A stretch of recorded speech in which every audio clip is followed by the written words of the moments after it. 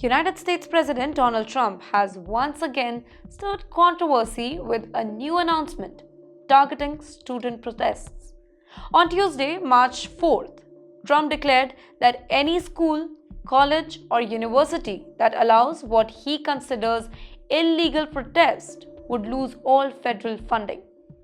He went on further by warning that foreign students who participate in such protests could be permanently deported, while American students involved could face arrests.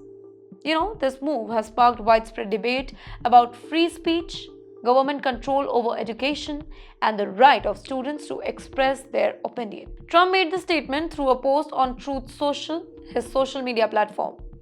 In his message, he wrote, "All federal funding will stop for any college, school, or university that allows illegal protest. Those who are caught will be imprisoned or permanently sent back to the country from which they came from. In the meantime, American students will be permanently expelled or, depending on the crime, arrested.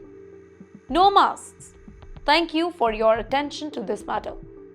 Well, the statement comes amid ongoing student-led protests, specifically on campuses where tensions have risen over the ongoing Israel-Palestine conflict. Trump's remark has raised major concern, with many questioning what he defines as an illegal protest and whether this threat violates students' First Amendment right. We all know that over the years, Trump has repeatedly suggested major changes to the US education system.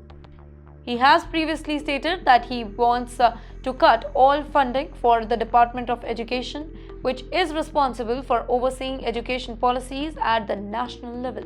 Instead, he has argued that individual states should have full control over what schools teach. If implemented, this would drastically reshape the American education system, potentially leading to major differences in education quality, curriculum, and policies from one state to another.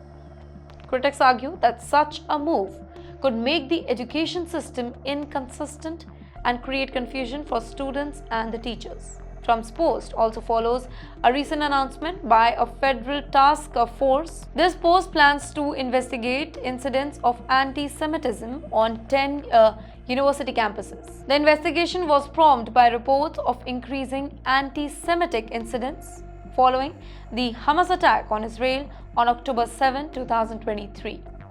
Some believe that Trump's statement is a response to these protests, while others argue that it is an attempt to restrict student activism and silence voices critical of his policies. The Foundation for Individual Rights and Expressions, a non-profit organization that defends free speech, responded strongly to Trump's remark. FIRE issued a statement criticizing his threats, warning that they could have a chilling effect on students' activism. The organization emphasized that the US Constitution protects the right to free speech even when it is controversial or politically charged. FIRE pointed out that punishing students for expressing their views, whether on the Israeli-Palestinian conflict or any other issue, goes against the core values of freedom of speech and democracy. In addition to his warning about protests, Trump also doubled down on his statement about federal funding. He retaliated that any school, college, or university allowing illegal protest would immediately lose all financial support from the federal government. But what exactly does that mean? Let me help you. Federal funding refers to money provided by the US government to institutions for various purposes, including education, research, infrastructure, and student financial aid.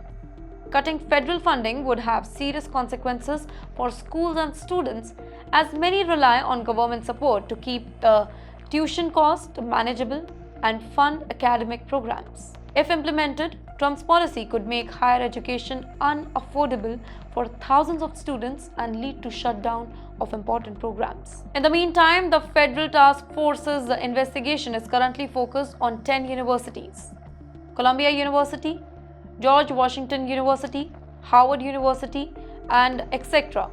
All the universities are given right at your screens. Well, these institutions have reported multiple incidents of anti-Semitism on campuses, with protests often turning into heated confrontation. The Biden administration has taken steps to address concern about rising hate speech and violence. But Trump's approach suggests a much stricter crackdown on student activism. Well, the ongoing debate raises key question about the future of free speech in American universities.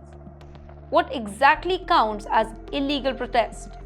Should the government have the power to decide which protests are acceptable and which should be punished? Can president strip schools of federal funding over student demonstrations? Well, these are all critical issues that will likely shape discussion on education policy, student rights, and free expression in the coming months. For now, Trump's statement has added fuel to an already heated debate, with both supporters and critics voicing strong opinion on this matter.